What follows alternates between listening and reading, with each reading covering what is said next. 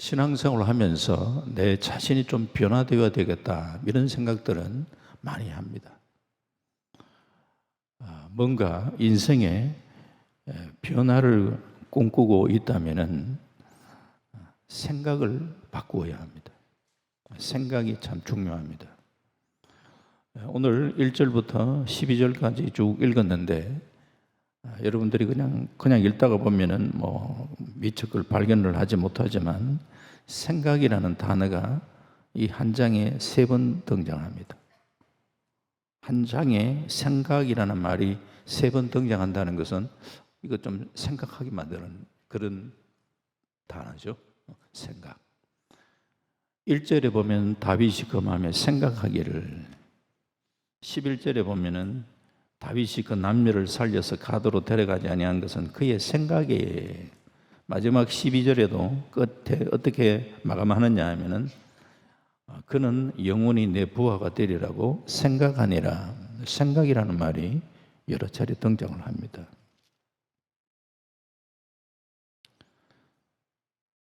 나무 한 그루를 두고도 사람들은 이런 속담을 만들었습니다. 못 올라갈 나무는 쳐다보지 말아라. 그렇게 말을 합니다. 그러나 조폭들의 생각은 다릅니다.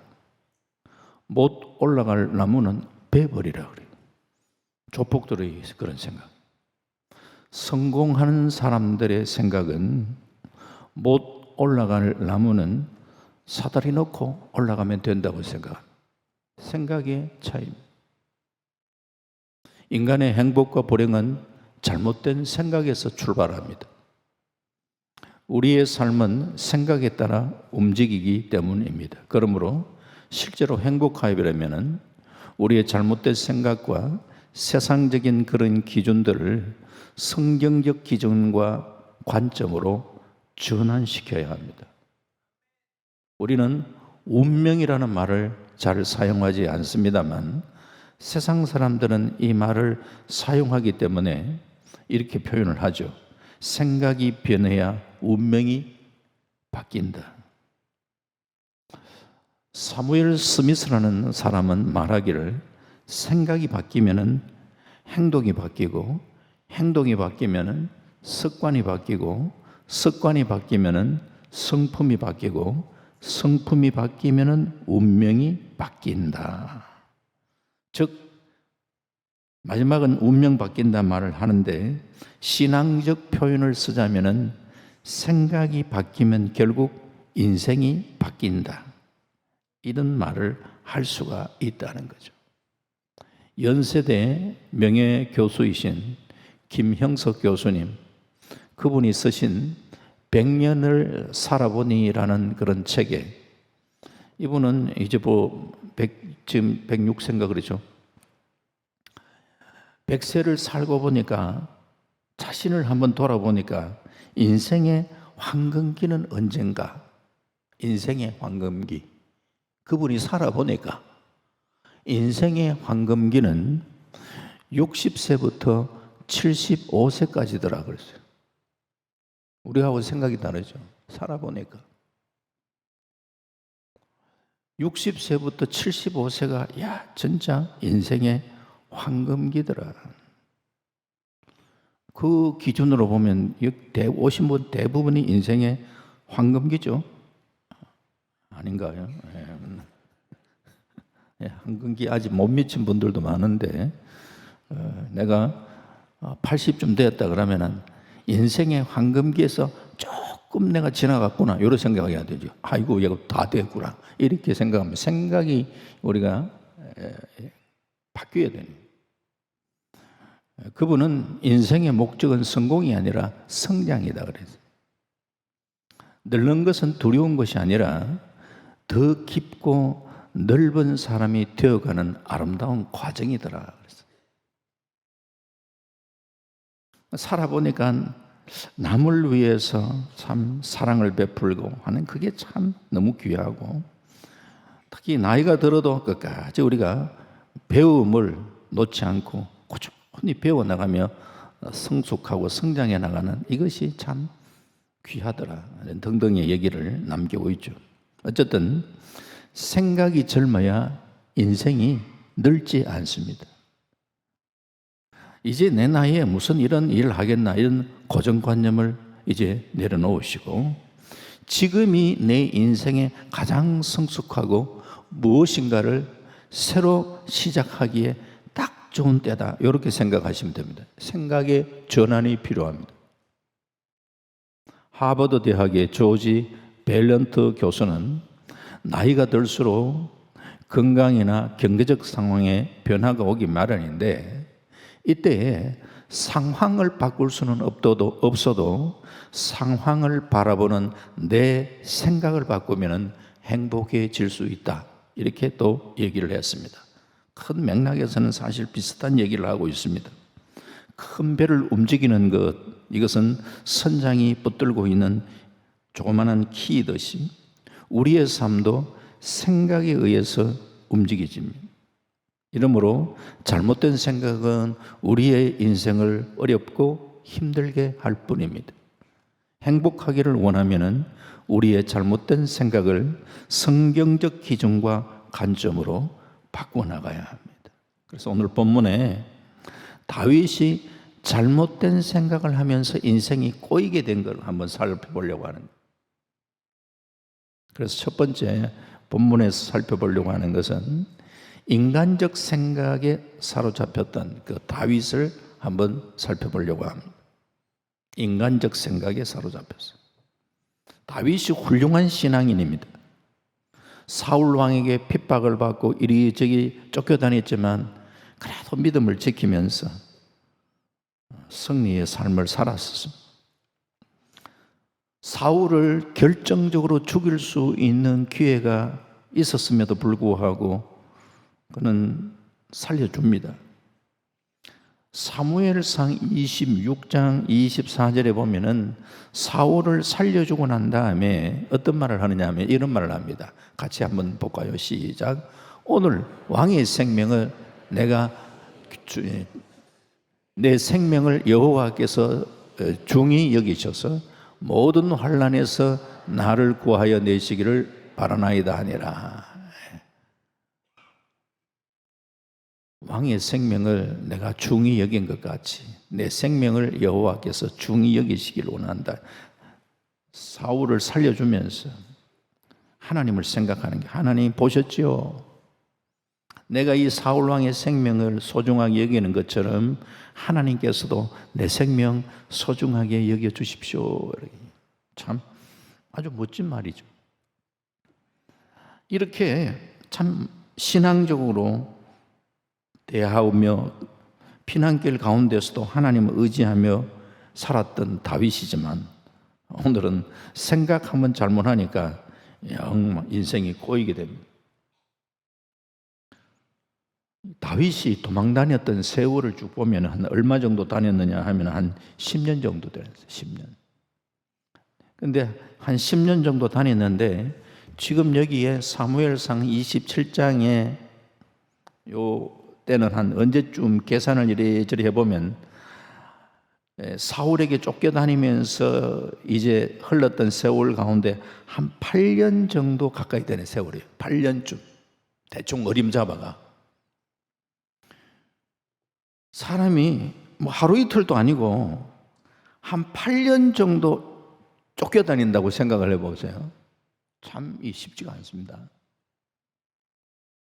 자기 몸 혼자 가누기도 쉽지 않은데 또 여러 어려움을 겪는 사람들이 이 다윗의 그늘을 자꾸 찾아오다 보니까 다윗이 거느리고 있는 그 식솔들이 얼마나 되느냐면 600명 정도 되는 600명.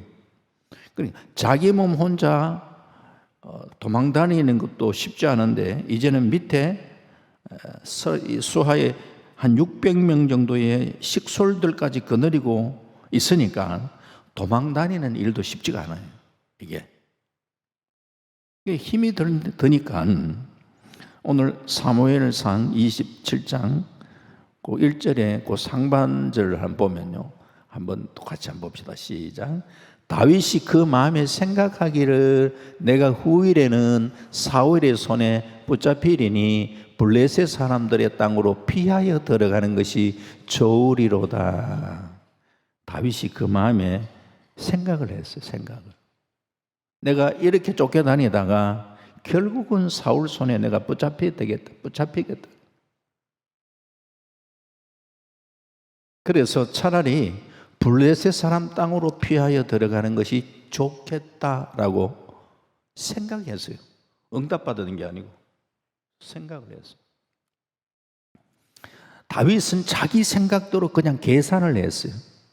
이스라엘 안에 있다가는 언젠가는 사울의 손에 붙잡혀 죽겠다라는 그런 생각을 했어요.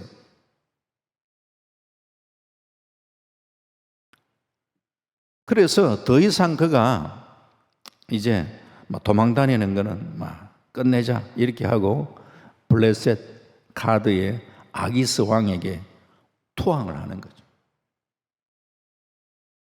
이스라엘의 국경을 넘어서 블레셋 땅으로 망명을 한 거죠. 이것은 하나님 앞에 올바른 선택이 아니었습니다. 사실 따져보면 하나님은 그걸 원했던 게 아니거든. 하나님의 말씀, 하나님이 다윗에게 한번 말씀을 하셨던 적이 있어요. 그걸 생각을 해본다면은 하나님의 뜻을 어기고 있는 행동이에요. 결과적으로 그가 큰 어려움에 봉착하게 됩니다. 그래서 이런 말이 있습니다. 늑대 피하려다가 호랑이 만난다. 그래서 아무리 우리가 좀 힘들어도 인간적으로 자꾸 이렇게 머리 굴리고 타협하려고 하면은 이게 더 어려운 문제에 봉착하게 됩니다. 하나님의 뜻이 뭔가, 또 하나님의 말씀은 어떻게 말씀하고 있는가, 이게 우리가 이게 놓쳐서 안 됩니다. 그렇지 않으면 당장은 고난을 피하는 것 같은데 오히려 더 꼬이기 시작한단 말이에요. 지금 사무엘상 27장 2절과 3절을 보면요, 다윗이 일어나 함께 있는 사람 600명과 더불어 가드왕 마옥의 아들 아기스에게로 건너가니라.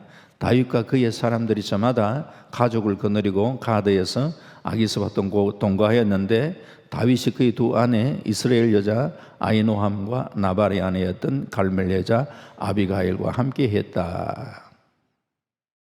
한마디로 적과의 동침이 시작되었다 이 말이에요.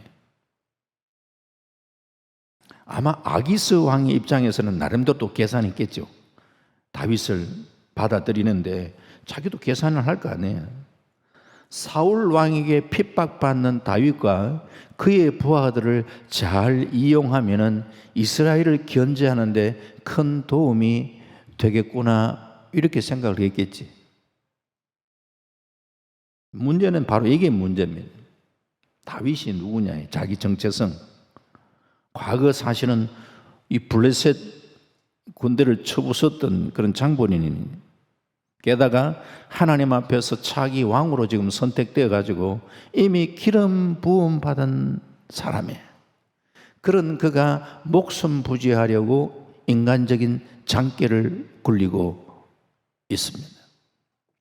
그의 선택이 당장에는 괜찮아 보였어요. 실제적으로. 왜냐하면 4절은 그렇게 이야기를 하거든요. 4절 보면은 사무엘상 4절 한번 같이 볼까요? 시작. 다윗이 가드에 도망한 것을 어떤 사람이 사울에게 전하매 사울이 다시는 그를 수색하지 아니하니라. 아이고 이제 이 사울도 블레셋으로 그냥 망명했다니까 아이고 이제 더 이상 수색할 거 없겠다라고 생각하면서 수색을 포기한 거잖아요. 그걸 수색을 포기했다고 생각해 보니까 내가 망명 잘했네 이렇게 생각될 수가 있잖아요. 다윗이 계산한 대로 사울은 더 이상 추적을 해오지 않았습니다. 다윗은 처음에 이 블레셋 수도에 머물러 있다가 아기스 왕에게 넌지시 이야기합니다.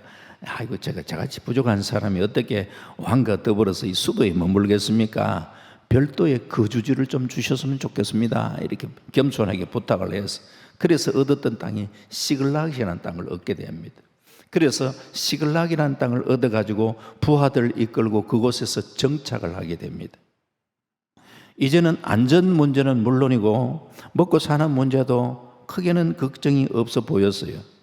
그러나 사태가 그렇게 호락호락하지가 않았습니다. 시간이 지날수록 자꾸 골치 아픈 문제들이 자꾸 발생을 합니다. 마치 늪에 빠진 사람처럼 늪에 한 빠져보면은 막 그저 허우적거리면 점점 더 고난 그 늪 속으로 빠져들어가는 것처럼 말이죠. 다윗 입장에서는 귀순한 사람이잖아요. 그러면은 아기스 왕에게 잘 보여야 그 아기스 왕이 자기를 신뢰할 텐데, 그래서 실제적으로 아기스는 이스라엘과 원수예요. 그 원수의 나라에 지금 들어가 망명했단 말이에요. 이 사람들은 하나님을 믿는 사람도 아니에요. 그런 사람에게 잘 보이려고 하니까 자기가 의도하지 안 했는데도 자꾸 거짓말을 하게 돼. 다윗이만. 다른 사람이 아니고 다윗이 거짓말을 자꾸 하게 돼. 거짓말은 죄를 짓는 거잖아요. 가끔 이 다윗이 외족을 정벌하기 위해서 출정을 하는데, 이 사람들은 다윗이 지금 현재 정벌하려는 사람들은 이스라엘과의 원수인 사람들이에요. 이스라엘과 원수인 사람은 대부분 아기스하고 좋게 관계를 맺는 아기스 편에 있는 사람이에요. 하지만 아기스의 환심을 사기 위해서 그가 마치 이스라엘을 치는 것처럼 거짓말한 거예요. 내가 유다 남방을 치고 왔습니다 하면서 거짓말하는 거예요.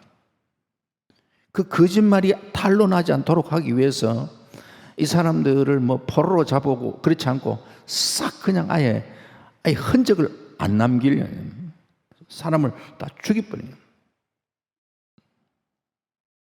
그러면서 자네 이번에 무슨 그 전쟁을 치렀냐? 어디 갔다 왔냐? 이렇게 하면은 저 유다 남방을 좀 치고 왔습니다. 이렇게 얘기하니까 아기스 입장에서는 다윗이 지금 이스라엘과 완전히 원수가 되었구나. 그렇게 판단을 하고 영원히 이제는 자기에게 충성하는 그런 신하로 그렇게 생각을 하게 된 것이죠. 일은 여기 끝나는 게 아니고 시간이 갈수록 상황이 더 악화된다 그랬잖아요. 이제 드디어 이 블레셋이라는 나라가 이스라엘을 침략하려고 결정을 하게 되는 거예요. 그러면서 아기스 왕이 이제 다윗은 자기 편이니까 내가 지금 이스라엘을 치려고 하려는데 다윗과 그의 부하들에게 이 전쟁에 참전을 해라 요청을 하는 거예요. 거절할 수 없잖아요. 다윗이 심적으로는 정말 부담스러웠겠죠. 아니 장차 이스라엘이 지금 왕이 될 사람인데 자기 동족을 향해서 칼을 들이대야 되는 그런 상황이란 말이에요. 기가 막힐 노릇이죠. 고통스러운 것은 물론이고 이제 그의 장래가 어떻게 지금 돌아갈지 예측할 수 없는 그런 일들이 펼쳐지고 있는 것이죠. 사울 왕에게 핍박받는 것보다 사실은 더 큰 고통이 그에게 찾아오는 것이죠.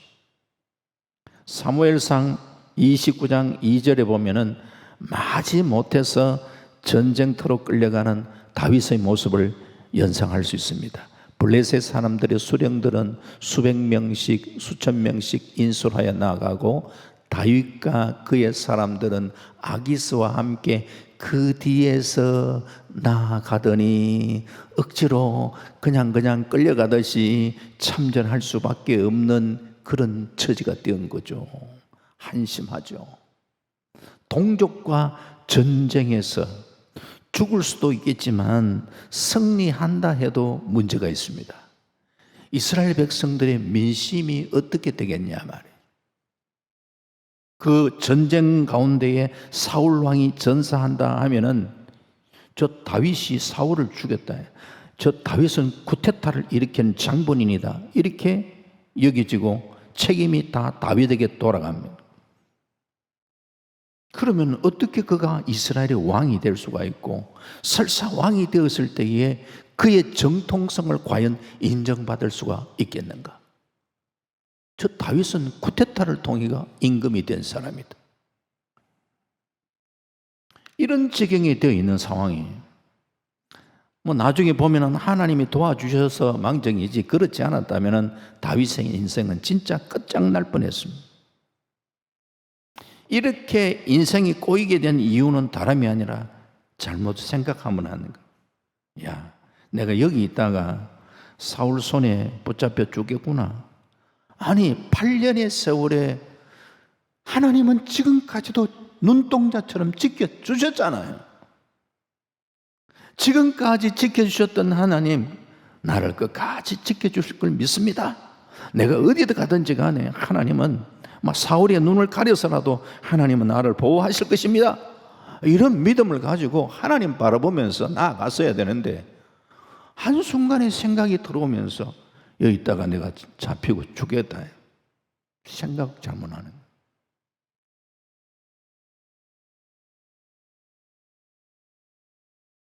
신앙이 흔들리고 불신앙 가운데 빠지면은 인간적인 계산만 자꾸 하게 됩니다. 이게 인본주의입니다.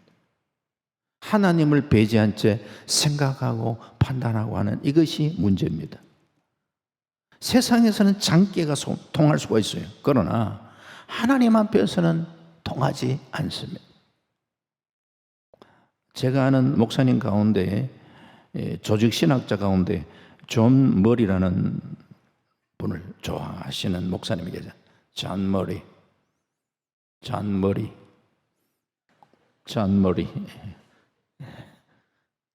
제가 그 목사님에게 잔머리 좋아하는 건 참 좋지만 잔머리 좋아하면 안 된다, 잔머리 굴리지 마라, 이렇게 한번 얘기했던 적이 있습니다.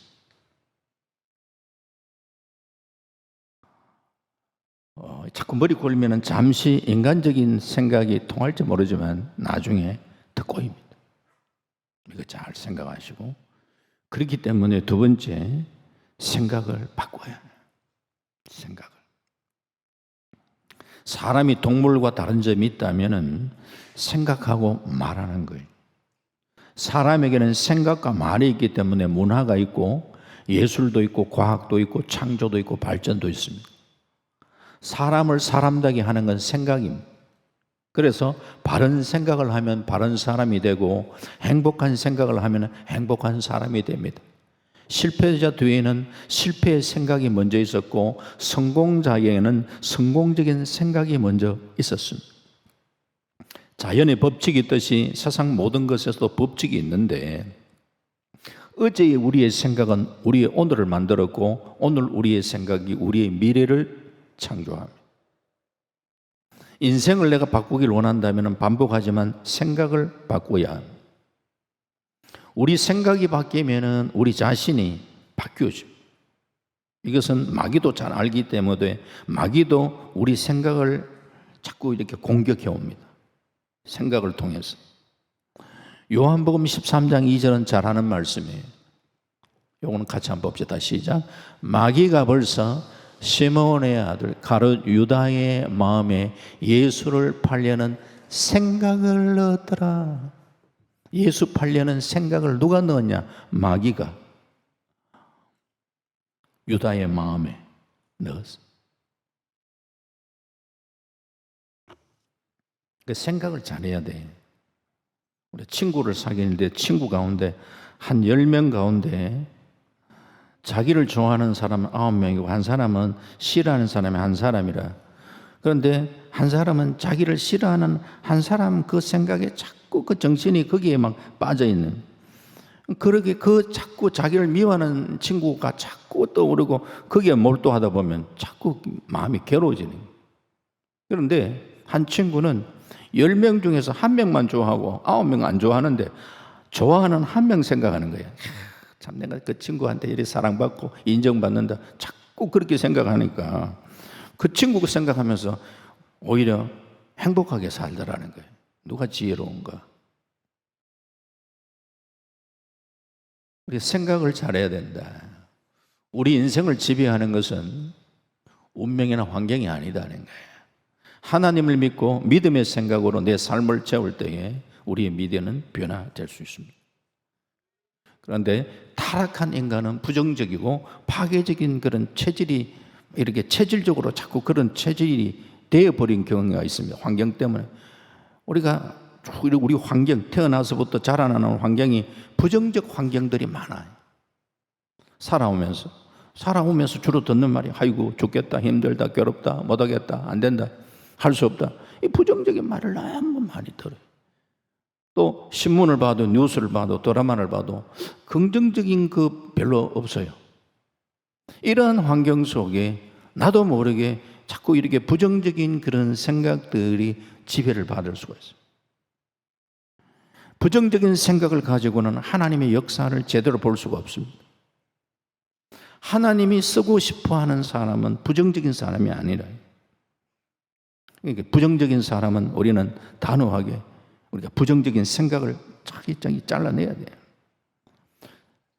침대 공포증에 걸린 사람이 정신병원에 왔어요. 왜 왔냐? 그러니까 침대에서 자고 있으면 침대 밑에 누가 있는 것 같고, 그래서 침대 밑에 들어가가지고 그래 자보니까 침대 위에 또 누가 있는 것 같고, 그래서 위에도 못 자고 밑에도 못 자고 그렇게 잠을 못 잔다.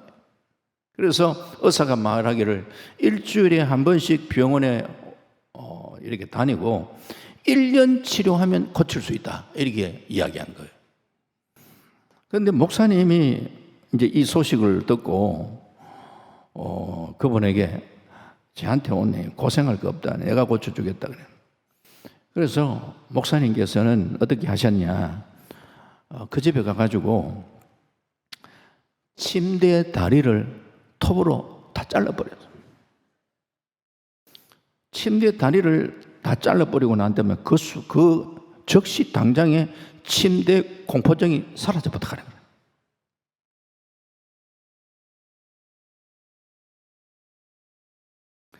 나를 불안해하고 나를 실패로 몰고 있는 그 무엇이 있다, 그 부정적인 그게 특히 생각이라면 말씀드리고 싶은 것은 잘라버리네. 믿음의 톱으로 부정적인 생각을 잘라. 심리학자들이 말하는 생각을 지배하는 법칙에는 대체의 법칙이라는 게 있습니다. 사람의 마음은 긍정의 생각이든지 부정의 생각이든지 한 번에 한 가지 생각만 하도록 되어 있다는 거예요. 우리가 미움의 생각을 하는 동안에는 사랑을 생각할 수 없고, 용서와 사랑을 생각하는 동안에는 미움을 생각할 수 없더라는 거예요.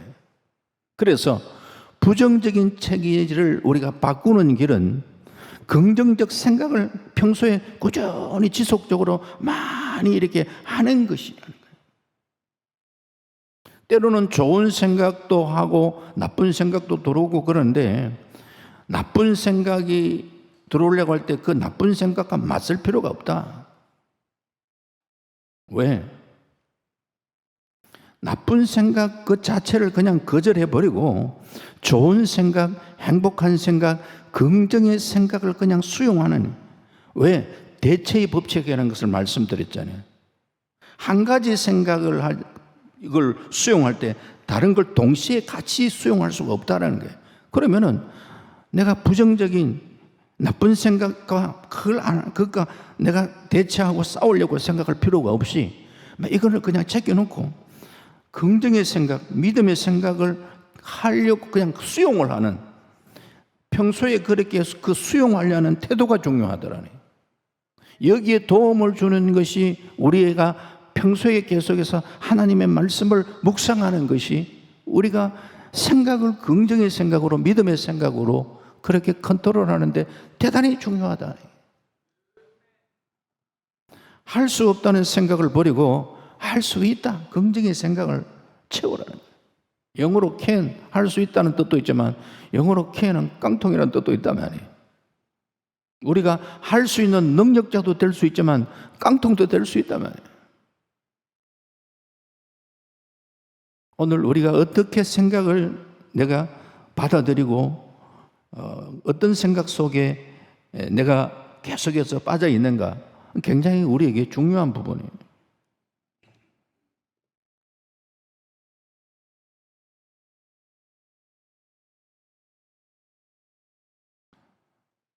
하나님을 믿는 믿음의 생각으로 내 생각을 자꾸 채우시려고 그렇게 할 때에 우리는 변화의 모습들이 우리의 삶을 통하여 나타날 수 있는 줄 믿습니다.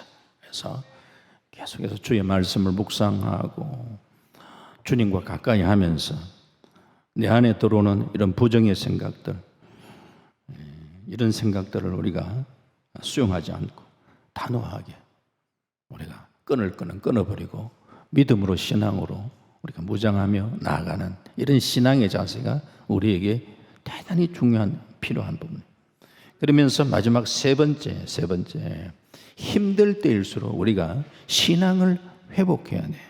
힘들 때일수록. 험악한 세상을 살다 보면은 다윗처럼 때때로 실수하고 어려움에 직면할 수 있습니다. 이럴 때일수록 더욱 정도를 걸어야 합니다. 힘들 때일수록 정도를 걸어야 합니다. 믿음을 붙들어야 합니다. 철저하게 하나님의 긍휼을 기다리면서 믿음에 바로 서야 합니다. 다윗이 더 큰 어려움에 직면한 것은 다름이 아니고 고난을 피하려고 제가 설명했지만도 자꾸 자기 인간 머리를 자꾸 이게 사용했기 때문에, 그리고 하나님 앞에 바로 서지 못했기 때문에, 여기 우리는 중요한 원리를 발견하게 되는 거죠. 고난을 피하려고 타협하고 말씀을 어기면 더 큰 고난을 당한다. 태양 덩지고 있으면 그림자만 보입니다. 그런 가운데에 태양이 나를 왜 비춰주지 않느냐, 그렇게 불평하면 그 어리석은 일이죠. 태양을 바라보고 있으면 그림자는 저절로 사라지는 법입니다. 하나님과 우리의 관계도 마찬가지입니다. 하나님을 덩지고 있으면 자꾸 이렇게 어두움만 보이죠. 그림자만 보이고 허우적 자꾸 거리게 됩니다. 일찍이 하나님이 다윗에게 하셨던 말씀이 있습니다. 지금 다윗이 블레셋으로 지금 현재 망명 가기 이전에 사무엘상 22장에 보면은 22장 5절에 선지자 갓이 어떤 얘기를 했는가, 비슷한 상황이 이렇게 주어졌을 때에 사무엘상 22장 5절입니다. 같이 봅니다. 시작. 선지자 갓이 다윗에게 이르되 너는 이 요새에 있지 말고 떠나 유다 땅으로 들어가라. 다윗이 떠나 헤레 숲으로 이르니라 얘기를 합니다. 다윗 국경지대 쪽으로 그렇게 이를 때 유대 땅으로 들어가라. 아마 거기에 하나님께서 다윗의 마음을 좀 읽었던 것 같아요. 수년 전에 그가 국경을 넘어서 블레셋에 피신했던 적이 있는데 그때 하나님께서 갓 선지자를 통하여 야 국경 안으로 들어가라. 그래서 그는 얼른 순종했어요. 그런데 이제 세월이 조금 흘러가지고 아까 한 8년 이제 도망 다니다 보니까 또 이제 이때 도대체 내가 더 이상 못 견디겠다. 이번에는 또 국경을 넘고 말았어. 국경을 넘은 것은 단순한 지금 현재 위치 이동이 아니었다는 거예요. 위치 이동이. 하나님이 갓 선지자를 통해서 주셨던 그런 말씀을 기억했다면 그가 국경을 넘는 것은 단순한 위치 이동이 아니라 말씀의 선을 넘은 거예요. 하나님의 뜻이 아닌데. 우리가 어떤 경우라도 말씀의 선 안에 머물러 있어야 합니다. 그래서 고린도전서 4장 6절에 기록한 말씀 밖으로 넘어가지 마라 그랬죠. 말씀의 선을 넘어가면 곤란한 일이 생기게 돼요. 내 생각에 잘 될 것 같은데 나중에 보면 망하는 거예요. 잠언서 16장 25절에 어떤 길은 사람의 보기에 바르나 필경은 사망의 길이라. 운동 경기할 때도 선 밖으로 나가면 아웃이에요. 우리가 말씀 밖으로 나가면 우리 인생의 아웃이 되는 거예요. 그래서 힘들더라도 우리는 말씀 안에 머물러야 되고 말씀을 더욱더 붙들어야 되고 말씀을 지키며 살아야 됩니다. 그렇게 할 때 하나님은 책임져 주십니다.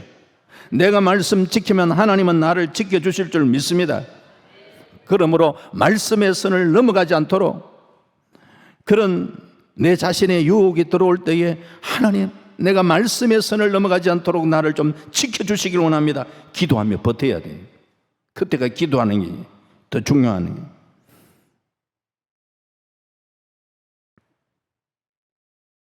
그런데 다윗은 자꾸 인간적 생각에 너무 거기에 확 집착을 하는, 이게 낫겠다 참 생각하는. 그때 기도하며 결정했단 말이 없잖아요. 일단 늪에 빠지면 스스로 헤어나기 어렵다고 아까 말씀드렸잖아요. 참 그렇기 때문에 참 매 순간순간 우리 방심하지 말고 우리는 하나님의 은혜가 얼마나 필요한가를 우리가 늘 기억을 하면서 하나님의 은혜를 구해야 돼요. 다윗이 블레셋과 이스라엘의 전쟁에 참여할 수밖에 없는 그런 상황에 처했을 때에 하나님은 좀 보시니까 이게 내가 개입 안 하고는 안 되겠구나. 하나님이 개입해 주셨어요. 하나님의 개입은 어떤 방법으로 할 거냐? 블레셋 이제 아기스 왕이 전쟁하는데 같이 하자 그러니까 같이 안 할 수가 없잖아요. 형식적으로라도 참여를 해야 되는데 블레셋 장수들이 저 다윗 문을 믿을 수 없습니다. 아직까지 막 이렇게 해가지고 결국은 다윗은 겉으로는 아니 왜 나를 참전 못하게 합니까? 이런 식으로 그냥 액션을 취하지만 그게 아니라 속으로는 얼마나 잘됐다 생각했겠어요. 블레셋 장수들이 반대해가지고 결국 참전을 못한 거예요. 하나님이 비상간섭하셨죠. 그런데 다윗이 전쟁 치르려고 어쨌든 간에 합세하려고 그러면서 자리를 잠시 자기 머물러 있던 그 곳에서 자리를 비운 것이 3일이었어요. 그 사이에 큰일이 터져버리는 거예요. 아말렉 족속이 다윗이 전쟁을 하기 위해 나간 그 사이에 아말렉이 침략한 거예요. 성읍을 불태우고 부녀자들과 아이들 다 붙잡아 갔어요. 그래도 다행히 죽이지는 않고 그냥 붙잡아 갔어요. 생포해 갔어요. 이것도 사실은 하나님의 은혜라고 볼 수 있죠. 생포해 갔으니까 구출이 나올 수 있잖아요. 가만 보면은 세밀한 하나하나가 하나님의 참 은혜가 그 속에 이렇게 참 하나님의 은혜를 발견할 수가 있는 거예요. 그러니까 날마다 우리가 하나님, 주님이 도우셔야 됩니다 라고 이야기하지 않을 수 없습니다. 우리가 살아가다가 말씀에 어긋나게 행동하다 참 어려움을 당했다면 빨리 우리는 신앙을 회복하는 것이 중요합니다. 이 전쟁통에 부녀자들, 아이들 사로잡힌 걸 보고 그때에 그렇게 다윗을 따르던 부하들도 자기 집 처자식 이래 전쟁통에 다 잡혀갔다고 그러니까 눈이 확 다 뒤집어. 다윗의 부하들이 어떻게 했냐? 다윗을 향하여 돌을 들어 다윗을 죽이려고 했습니다. 그게 인간이에요. 절대절명의 위기의 상황에 처한 거죠. 그때에 사무엘상 30장 6절입니다. 30장 6절 함께 봅니다. 시작. 백성들이 자녀 때문에 마음이 슬퍼서 다윗을 돌로 치자 하니 다윗이 크게 다급하였으나 그의 하나님 여호와를 힘입고 용기를 얻었더라. 할렐루야. 이게 중요하죠. 그가 크게 다급했잖아요. 돌을 들고 죽이려고 하는 바로 그 상황에 하나님밖에 없구나. 그가 하나님을 힘입고 용기를 얻었더라. 다급한 상황에서 우리가 해야 될 결정적 상황이 뭐냐? 하나님을 붙들어야 되니, 하나님을 의지해야 되니, 말씀과 기도로 하나님께 돌아와야 되니, 이게 중요한 거예요. 그래서 결과가 보면 사무엘상 30장 8절은 제가 읽어보겠습니다. 다윗이 여호와께 이제 드디어 묻자와 이르되, 이제 묻는 게 등장하잖아요. 이제 신앙이 회복되는 거지. 기도가 회복된 거예요. 다윗이 여호와께 묻자와 이르되 내가 이 군대를 추격하면 따라잡겠나이까 하니 여호와께서 그에게 대답하시되 그를 쫓아가라. 네가 반드시 따라잡고 도로 찾으리라. 하나님의 응답이 주어지잖아요. 이렇게 하나님의 응답을 받고 갔던 다윗이 하나님의 도우심을 받고 승리하는, 아말렉을 쳐서 부수고 포로로 잡혀갔던 부녀자들, 아이들 다 빼앗긴 물건까지 완전히 되찾아오게 되는 것이죠. 이처럼 위기의 상황을 만날 때에 말씀을 붙들어야 하고 기도가 회복되어야 할 줄 믿습니다. 내가 하나님께 무릎 꿇으면은 하나님께서 내 앞에 있는 모든 문제들을 다스려 주시기 시작합니다. 말씀했습니다. 인생 살아가다가 인간적인 생각에 빠져 깊은 구렁텅이에 빠질 수도 있습니다. 어려울 때일수록 인간적인 쉬운 길을 택하지 마시고 하나님이 기뻐하시는 정도를 걸어갈 수 있기를 바랍니다. 그것이 늦은 것 같지만 빠른 길입니다. 혹시 고난의 늪에 빠졌다면 다윗처럼 다시금 하나님께로 돌아와 우리의 신앙을 회복해야 합니다. 힘들 때일수록 신앙을 회복해야 합니다. 그래야 하나님께서 더 빨리 간섭해 주시고 회복의 은혜를 우리에게 부어 주실 줄 믿습니다. 2026년도 마지막 금요 기도의 전반기 마지막이죠. 전반기 마지막 기도의 시간을 가지는데 전반기를 우리는 잘 마무리하고 새롭게 시작하는 하반기에는 내 생각, 내 지혜를 의지하지 말고 생각부터 긍정의 생각, 믿음의 생각으로 바꾸고 전폭적으로 하나님을 신뢰하고 하나님을 의지하면서 말씀을 붙들고 하나님께 기도하면서 더 믿음과 신앙으로 승리하는 복된 삶을 살아갈 수 있는 저와 여러분 다 되시기를 주님의 이름으로 축원합니다. 아멘. 기도하겠습니다. 아버지 하나님 감사합니다. 참 다윗이 사울에게 쫓겨다니는 오랜 세월 속에 너무너무 지친 가운데 이러다가는 내가 사울의 손에 죽고 말겠다 이런 생각이 들면서 인간적 생각으로 블레셋 땅으로 망명을 하다가 더 어려운 지경에 놓인 것을 바라봅니다. 그러나 그가 참 더 큰 어려움들을 만날 때에 다시금 잃었던 신앙을 회복하고 하나님께서 회복시켜 주시는 그 모습들을 다시 한번 더 말씀을 통해서 확인을 해봅니다. 우리가 살아가면서 어려움에 직면할 때에 우리의 신앙을 회복할 수 있도록 도우시고 하나님을 더 의지하고 말씀을 붙들고 기도가 회복되어 우리의 모든 문제들이 회복되는 놀라운 역사들이 우리 안에 일어날 수 있도록 축복하여 주시옵소서. 감사드리옵고 예수님의 이름으로 기도하옵나이다. 아멘.